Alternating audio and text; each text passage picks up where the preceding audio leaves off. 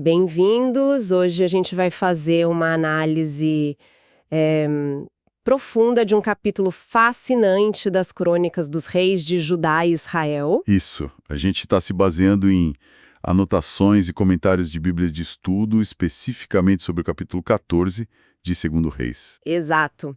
E a nossa missão aqui é desvendar as histórias de dois reis que governaram, assim, na mesma época, mas com destinos radicalmente diferentes. De um lado, Amazias, de Judá. E do outro, Jeroboão II de Israel.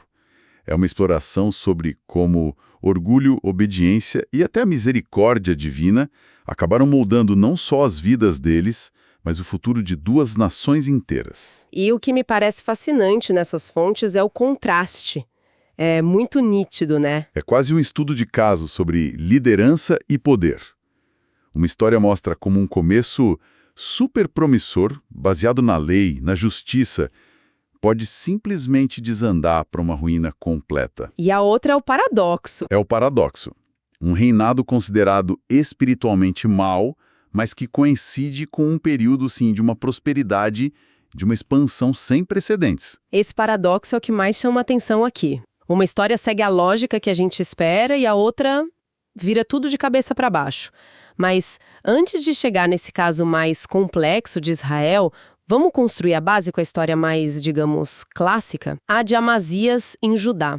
O começo dele parecia muito bom, certo? Parecia excelente, na verdade. O texto diz que ele fez o que era reto aos olhos do Senhor, o que já é um baita elogio. Mas sempre tem um mas, né? Sempre tem. A ressalva importante é, ele não foi como o ancestral dele, Davi, porque ele permitiu que os altares nos lugares altos continuassem funcionando, sabe? Eram centros de adoração irregular. Entendi. Mas tirando isso, ele toma uma atitude inicial que é bem notável. Muito. Depois que ele firma o poder, ele age contra os oficiais que assassinaram o pai dele, o rei Joás. Ele os executa, eu imagino. Sim, o que era esperado. Um ato de justiça, de consolidação do trono. Mas o detalhe crucial que as fontes fazem questão de sublinhar é que ele poupa os filhos dos assassinos. Ah, isso é interessante. E não foi um ato aleatório, então? De jeito nenhum. Foi uma demonstração de obediência estrita à lei de Moisés. As notas de estudo apontam direto para Deuteronômio 24:16, que diz com todas as letras que os filhos não devem pagar pelos pecados dos pais. Então, ao fazer isso, ele estava mandando um recado. Um recado claro. Eu governo de acordo com a lei de Deus, não por vingança pessoal. É um começo que demonstra justiça, controle, um respeito profundo pela tradição legal. Isso estabelece um padrão bem alto para o reinado dele. E logo depois desse ato de justiça, a narrativa vai para o campo de batalha, onde ele também parece se dar muito bem. Sim, o sucesso continua. Amazias reúne o exército e consegue uma vitória, assim, esmagadora contra os edomitas no Vale do Sal. E ele não para por aí. Ele avança e conquista a cidade de Sela. Sela? Esse nome me é familiar. E deveria. O que é fascinante é que os comentários nas fontes sugerem que Sela é muito provavelmente a famosa cidade de Petra, a cidade esculpida na rocha. Uau! Então não foi uma vitória qualquer. Não mesmo. Foi uma conquista estratégica, simbólica. Uma vitória que, infelizmente, parece ter sido o ponto de virada para ele, mas não para melhor. É como se o sucesso militar tivesse envenenado o caráter dele? É exatamente aqui que a história dá um giro de 180 graus. O orgulho, a arrogância, toma conta. Embriagado por essa vitória sobre Edom, ele comete um erro de cálculo que se provaria Fatal. fatal. Ele olha para o norte, para o reino de Israel, e decide desafiar o rei Jeoás. A mensagem que ele envia é uma provocação direta quase juvenil. Vem, vejamo-nos face a face. É uma audácia tremenda. É basicamente um, e aí, vamos resolver isso no mano a mano? E a gente esperaria uma resposta militar, talvez. Mas o que vem é inesperado. Jeoás responde com uma fábula. É uma das respostas mais geniais e humilhantes de toda a Bíblia. É como você disse, uma batalha de rap da antiguidade. Jeoás não se digna a dar uma resposta militar. Ele envia essa historinha. Conta aí. O cardo que está no Líbano mandou dizer ao cedro que está no Líbano: dê sua filha em casamento ao meu filho. mas um animal selvagem do Líbano passou e pisoteou o cardo. Uau! A mensagem é: Cristalina. ele está dizendo que Amazias é o cardo, uma erva daninha, insignificante, e ele, Joás, é o cedro. Majestoso. Exato. E que qualquer tentativa de se igualar a ele resultaria em ser esmagado sem o menor esforço. Se a gente conectar isso ao quadro geral, a fábula não é só um insulto pessoal, né? Não de forma alguma. É uma avaliação geopolítica brutalmente precisa. O Reino do Norte, Israel, era muito mais populoso, rico e militarmente poderoso que Judá naquela época. A vitória de Amazias foi sobre Edom, um vizinho menor. Um adversário mais fraco. Muito mais fraco, que muitas vezes era um estado vassalo. Ele venceu uma batalha na 2ª divisão e achou que estava pronto para desafiar o campeão da 1ª divisão. E Joás, com a fábula, estava tentando dar um último aviso. Exato. Estava dizendo, fique na sua, celebre sua pequena vitória e não se meta onde não é chamado, porque você vai ser destruído. Mas Amazias, completamente cego pelo orgulho, ignora o aviso. Ele não consegue ver a diferença entre um cardo e um cedro. E o resultado é tão desastroso quanto a fábula previu. É uma catástrofe completa. O que acontece na batalha? O exército de Judá é aniquilado em Bet-Semes. O próprio rei Amazias é capturado no campo de batalha, o que já é uma humilhação extrema. E não para por aí, né? Não. Joás leva Amazias como prisioneiro até Jerusalém, a capital de Judá, e lá ele derruba um trecho enorme do muro da cidade. As fontes mencionam cerca de 180 metros de muralha. É difícil até de imaginar a cena. Perder a batalha é uma coisa, mas ver o muro da sua própria capital derrubado, a humilhação pública é total. É um ato simbólico de violação. Total. Joás saqueia os tesouros do templo, do palácio real, e ainda leva reféns para garantir que Judá ficasse submissa. Amazias, que começou o reinado com ato de justiça, termina como um rei derrotado. Que assistiu sua nação ser humilhada por causa da própria arrogância. Exatamente. E o fim da vida dele também é trágico. Ele até sobrevive a Joás por mais 15 anos, mas o estrago na reputação dele era irreparável. Ele perdeu o respeito do próprio povo. Completamente. Eventualmente, uma conspiração se forma contra ele em Jerusalém.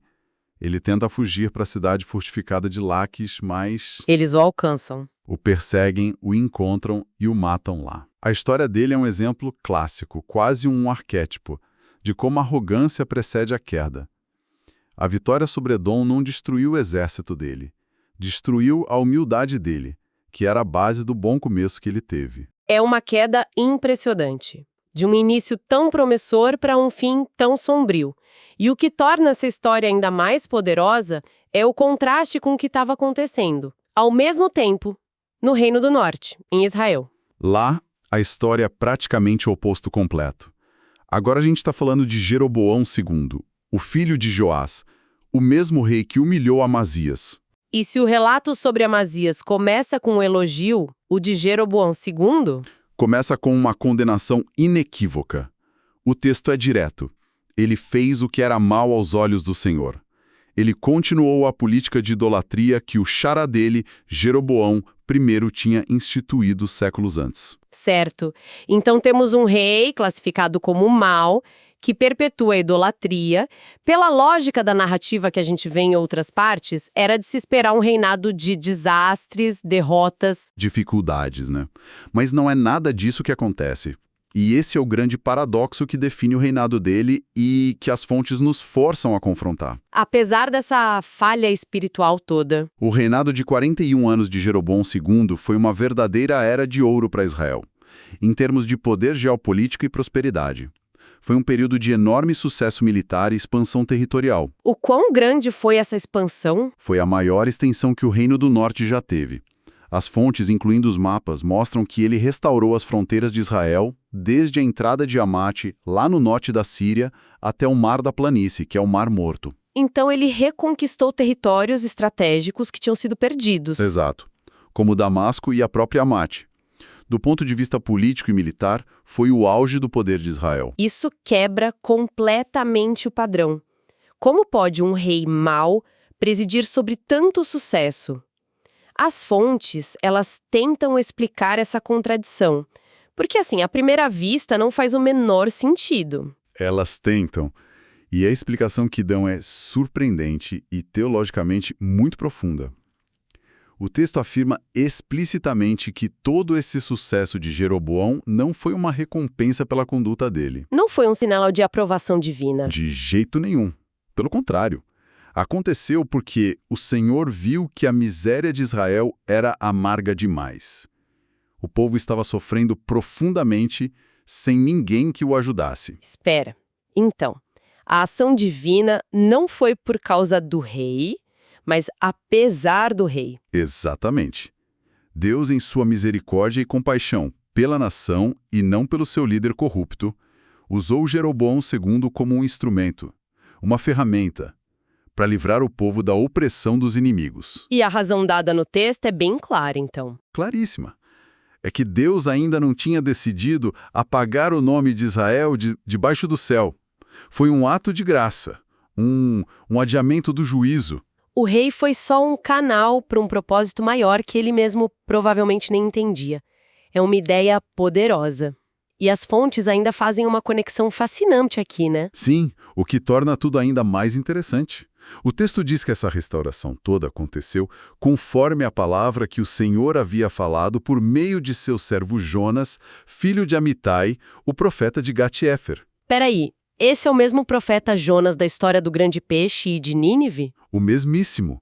Jonas era um profeta do Reino do Norte, da região da Galileia. Essa menção conecta diretamente esta crônica histórica ao livro profético, mostrando que esses eventos não eram aleatórios. Faziam parte de um plano maior. E isso levanta uma questão central para a nossa análise, eu acho. Com certeza. A de que a prosperidade material e o sucesso político de uma nação não são necessariamente o indicativo da sua saúde espiritual. É uma fachada de sucesso, então. É a palavra perfeita. O reinado de Jeroboão II foi um período de riqueza e poder que, na verdade, mascarava uma profunda decadência moral, social e espiritual. E outros profetas da época falaram sobre isso. Sim, os profetas que atuaram nessa mesma época, como Amós e Oséias, pintam um quadro sombrio da sociedade israelita.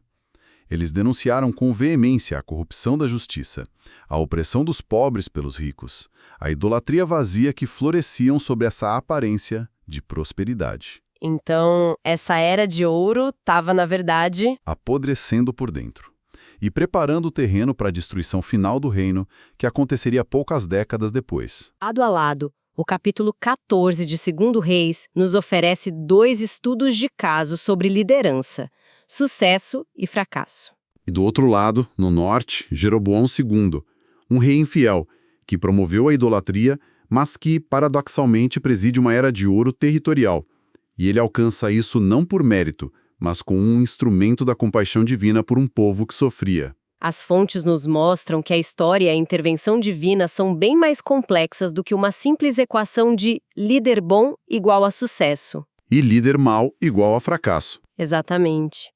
É uma análise que realmente faz a gente questionar as aparências do poder e o que realmente significa ser bem-sucedido. E talvez o pensamento final para a reflexão seja este. As fontes nos levam a questionar como é que se mede o verdadeiro sucesso de uma liderança, de uma nação. É pela extensão das fronteiras e pela riqueza nos cofres, como no tempo de Jeroboão II? Ou é pela justiça, pela humildade, pela fidelidade? Qualidades que Amazias demonstrou no início, mas que tragicamente abandonou pelo caminho. Talvez a pergunta mais provocadora que emerge disso tudo seja: até que ponto um período de grande e visível prosperidade pode, na verdade, estar apenas mascarando as sementes da sua própria e iminente destruição?